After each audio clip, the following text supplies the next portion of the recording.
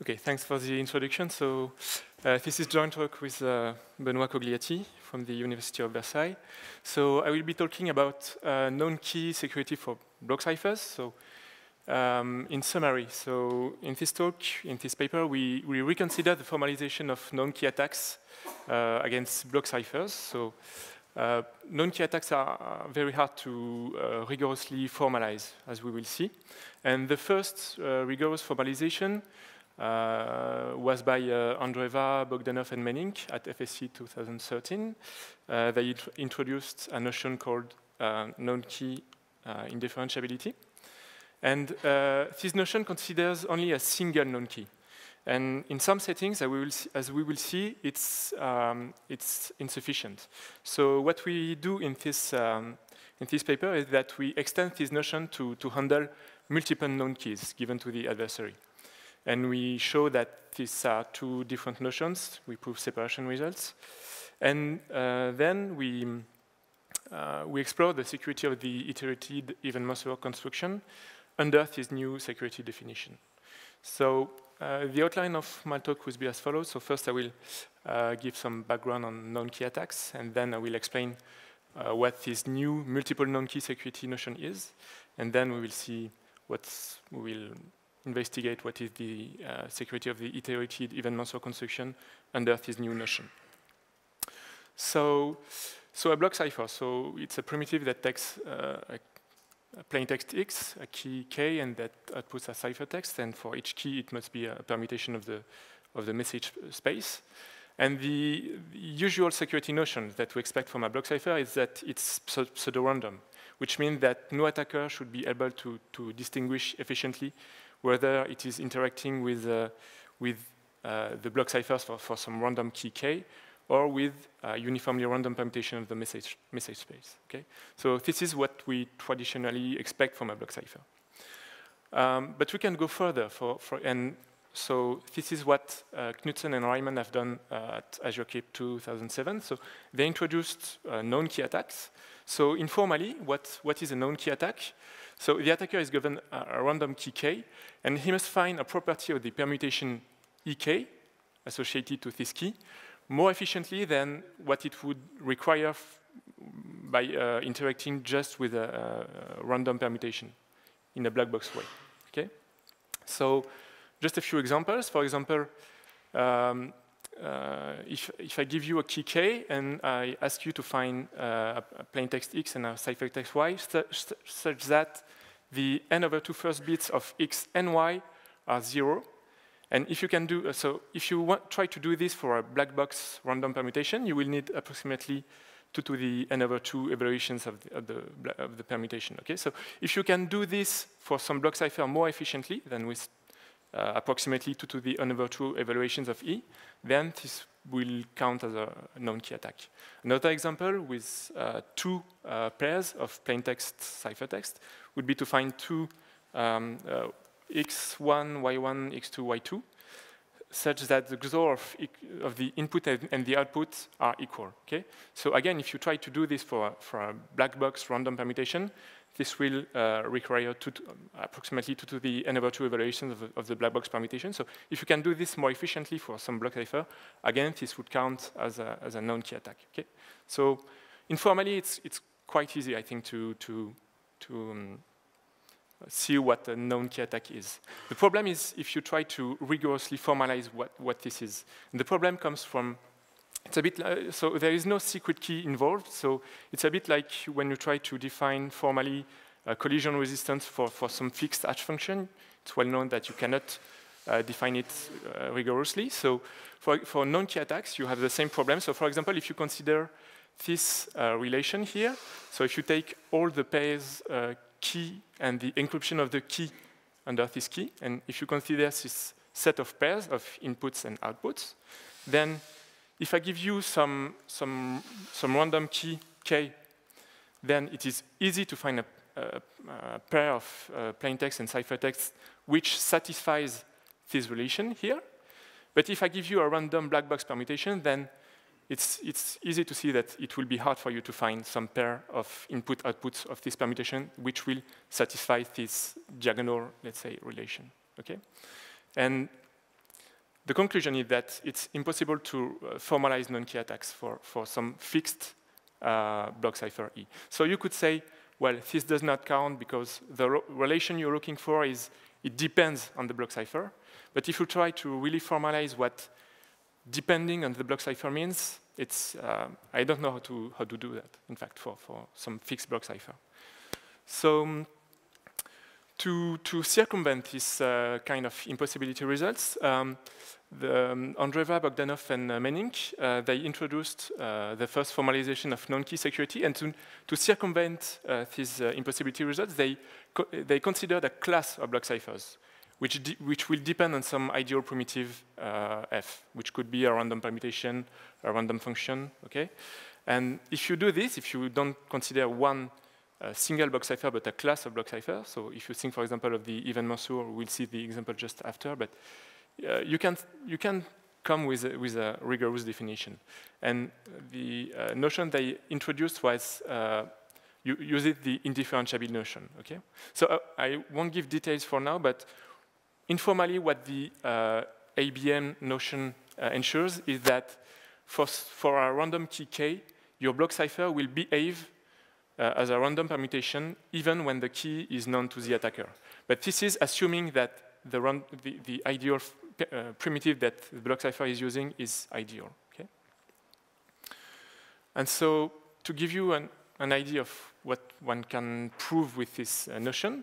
So we can consider the even-Mansour construction, which is this construction here of a block cipher from a single permutation P. So here P is a public permutation, okay? And you just XOR the key before and after the permutation, and this gives you a very simple block cipher, okay? So this construction can be proven secure in the secret key model, okay, if you assume that P is ideal, so which means random, public but random. And in fact, it's quite easy to prove that this construction is also secure against the ABM notion of non-key attacks, which means just informally that for any key K, this block cipher here will behave as a random permutation. But this is assuming that P itself is a random permutation, okay? So this is not very surprising. If I assume that my public permutation here is random, then I can add a key before and after, and it still behaves as a random permutation, okay? So this is not very surprising. So is this notion sufficient? Is this non-key security notion sufficient? Let me give you an example that shows that maybe it's not enough. So for example, Rogare and Steinberger, they have defined compression functions which use a small number of public permutations, P1 to P mu, okay? So typically, these compression functions would look like this, okay? So it just takes the input and it computes some inputs for the first permutation and then for the second permutation, etc., etc. So the details are not important. It's a compression function that uses a few public permutations, okay? And they proved that these compression functions are secure, so collision resistant, pre-image resistant, in assuming the public permutations are random, okay? So now, what would you do if you want to implement these constructions? The natural idea would be to take some block cipher E and to say, okay, for the first permutation I use this key, for the second the other key, okay? So I take mu keys and I say my permutations are the block cipher instantiated with this key, okay? And the question is now, under which security assumption on E would this construction be secure, okay? So assuming the block cipher is secure against chosen key attacks would be sufficient, but intuitively it's too strong, okay? The adversary is only given a few known keys and it cannot choose actually the key under which the block cipher is called, okay?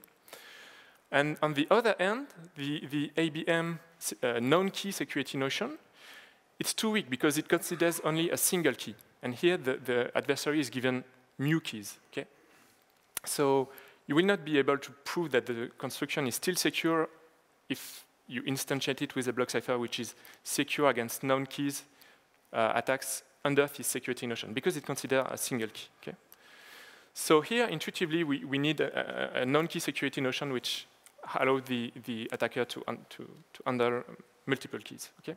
And it's not just a problem for some constructions. If you consider so if I come back to the even-Mercer construction. So it's probably secure against known key attacks if I give only one key to the attacker, but what if I give 2 keys to the attacker? Well, it's very easy to show that it's not secure anymore, even for 2 known keys. There is a very simple relation that you can find. You just take some plaintext x1, and you compute its image with key k1.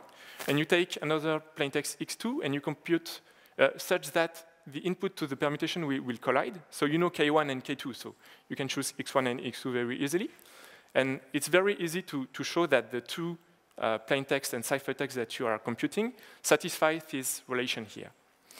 And now if I give you 2 random permutations, P1 and P2, it's also easy to see that finding 2 input-output pairs that satisfy this relation it requires roughly 2 to the n over 2 queries. Okay, so this is a known key attack against the even-Mercer cipher that requires 2 known keys. Okay, so this separates the 2 notions intuitively. Okay, so how would we now formalize this new multiple known key security? So for this, we have, as for the ABM notion, we have to use indifferentiability. So let me first recall you the standard notion of indifferentiability. So you have a distinguisher which must distinguish between two worlds. The first world would be the real world, where it interacts with the block cipher construction and the ideal primitive that the block cipher is using. So here I'm taking the example of the iterated even-Mercer construction, okay? But this would work for any block cipher construction which uses an ideal primitive, okay? And it must distinguish the real world from the ideal world, where it is interacting with an ideal cipher, and a simulator which must simulate the permutations so that this permutation matches what the ideal cipher is returning, okay? And so here the distinguisher, it can make queries to the construction, but it can specify the key and the plaintext, okay? So there is no really hidden secret in the real world. The security comes from the fact that the distinguisher is polynomially bounded and can make only a bounded number of queries to the oracles, okay? And so how would we, okay, there is a formal definition. I will not enter into the details, but okay, the distinguisher is allowed to make some number QD of queries, and it can distinguish the 2 words with advantage epsilon, and the simulator will make at most QS number of queries to the ideal cipher. So, but this is not really important. Just the general idea is sufficient to understand what we are doing here. So, how do we modify this indifferentiability notion to formalize known key security? Well, now the distinguisher will be given some a subset of the key space of size mu, okay? And now the difference with the traditional indifferentiability notion is that it can query the construction or the ideal cipher, depending on the world it is in, only with the keys in this set, okay? And intuitively, this is a weaker notion, because this makes the life of the simulator easier, because it has some hints about what queries, what makes the job difficult for the simulator is that it doesn't know which query the distinguisher is making to the ideal cipher. But now that the distinguisher must make only queries with these keys, well, the simulator has some information about which queries the distinguisher is making. So this makes the job of the simulator easier, and this gives you a weaker security notion, okay? And so if you let mu equal 1 in this definition, then you exactly recover the ABM non-key notion which consider only one single key, okay? So actually it's quite easy to extend it to multiple non-keys, okay? Just extend the number of keys that the distinguisher is allowed to query to the construction, okay?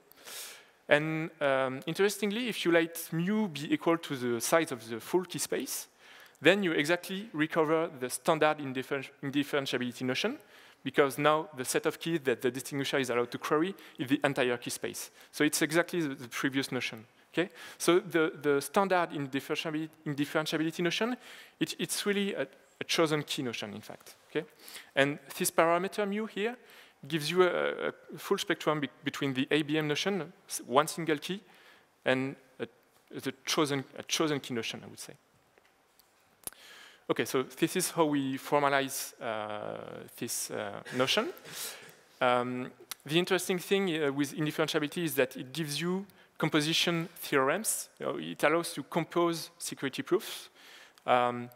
So for the standard indifferentiability notion, the composition theorem says that if some crypto system is, if you take a crypto system which uses a block cipher E, and if you consider a construction of a block cipher from some ideal primitive F, then if the crypto system is secure when E is modeled as an ideal cipher, and if the construction is indifferentiable from an ideal cipher, then the crypto system remains secure when you instantiate it with the construction, okay? Assuming F is ideal.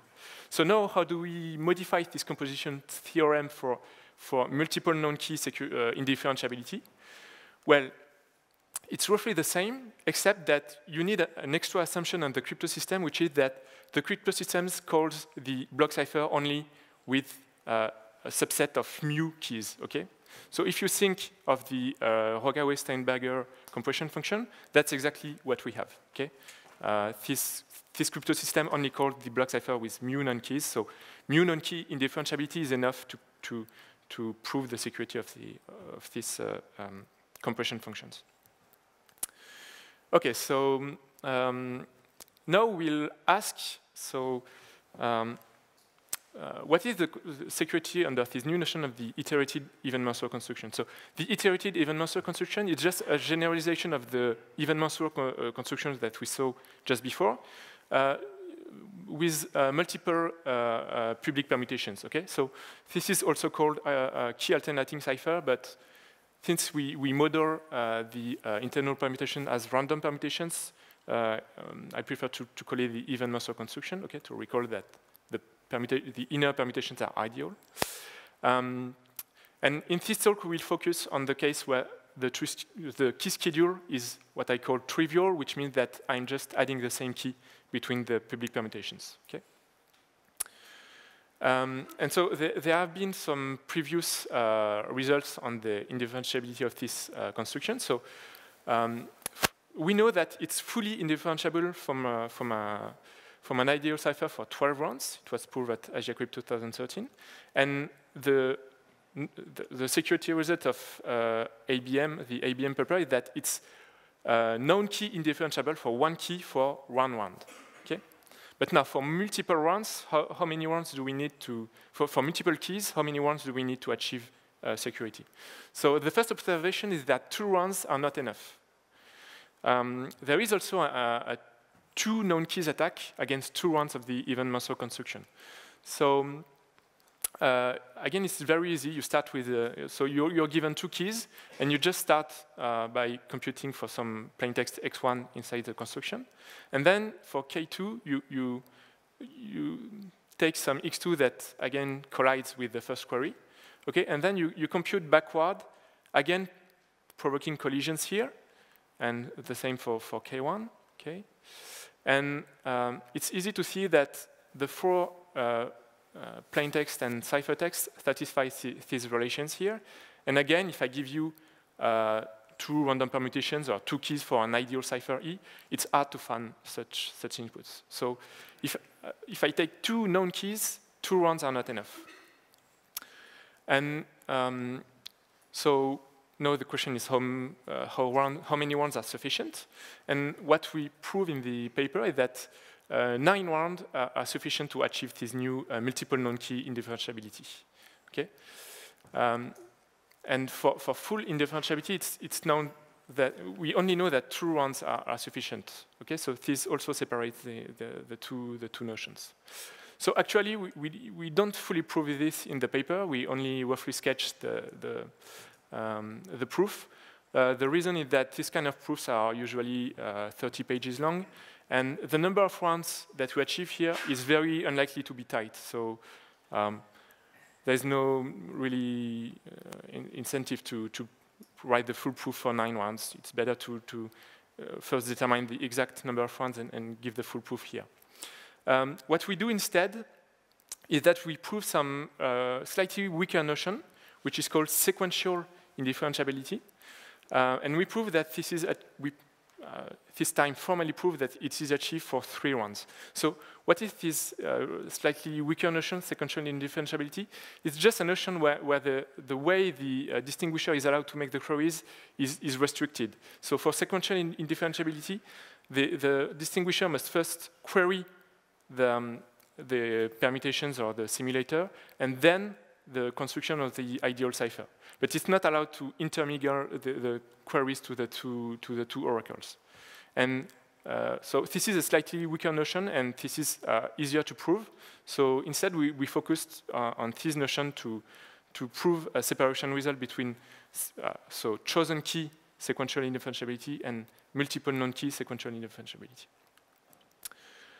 And so I will not enter into the details of the proof, but just to give you a very rough idea of why this notion is easier to achieve.